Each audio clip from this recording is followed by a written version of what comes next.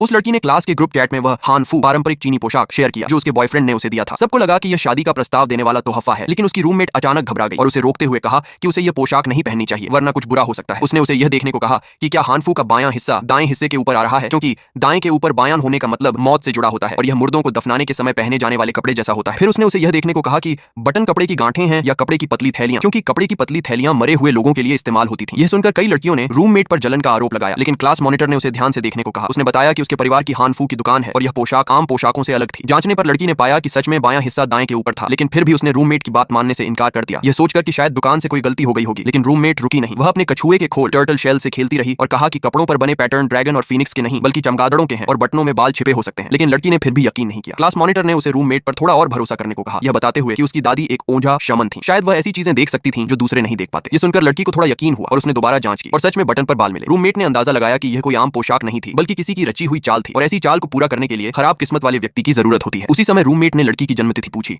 और पता चला कि उस दिन घोस्ट फेस्टिवल भूतों का त्योहार था। गरज और भारी बारिश के साथ ऊर्जा एनर्जी अपने चरम पर थी। आज का दिन उस रस्म को पूरा करने के लिए सबसे अच्छा समय था। सबने तुरंत उसे वह पोशाक न पहनने के लिए कहा। लड़की घबरा गई और बाहर भागने की कोशिश की, लेकिन दरवाजे पर उसे अपना बॉयफ्रेंड मिला। बॉयफ्रेंड खाना लाया था और उसने उसे बाहर न जाने के लिए कहा, यह कहते हुए कि वह खाना बनाएगा और उसे इंतजार करने को कहा। लड़की को उस पर शक तो हुआ, लेकिन वह हिचकिचाई क्योंकि उसका बॉयफ्रेंड हमेशा उसके साथ बहुत अच्छा रहा था और वह कैंपस का सबसे लोकप्रिय लड़का भी था। इसलिए आखिरकार उसने उस पर भरोसा करने का फैसला किया। बॉयफ्रेंड ने कहा कि आज रात कुछ जरूरी काम करना है और उसने डबल हैप्पीनेस वाला एक अजीब सा निशान कैरेक्टर निकाला। यह देखकर लड़की को बेचैनी हुई, इसलिए उसने बीमार होने का नाटक किया और बाथरूम में छिप गई। ग्रुप में इस बारे में पता चलने के बाद वे हालात का विश्लेषण करते रहे। रूममेट को लगा कि डबल हैप्पीनेस सिंबल में कुछ गड़बड़ है, अगर उसे दरवाजे पर चिपका दिया गया तो वह बच नहीं पाएगी। उसने लड़की को वह कपड़े न पहनने के लिए भी कहा और कहा कि वह मदद के लिए अपनी दादी के पास जाएगी। लड़की मान गई और बाथरूम से बाहर आ गई। तभी उसने देखा कि कमरे में पूरी तरह अंधेरा था। अचानक उसका बॉयफ्रेंड हाथ में केक लिए सामने आया और उसे मोमबत्तियां बुझाने के लिए ले जाने की जिद करने लगा। फिर बिना कुछ बताए वह उसे डाइनिंग टेबल तक ले गया। जब लड़की ने कोई विश मांगी तो वह बहुत डरी हुई थी। उसने अपने हाथ जोड़े और सुरक्षा के लिए जोरदार प्रार्थना की। मोमबत्तियां बुझाने के बाद जब उसने ऊपर देखा तो उसे सामने वाली सीट पर हानफू पारंपरिक चीनी पोशाक पहने एक महिला बैठी हुई दिखाई दी।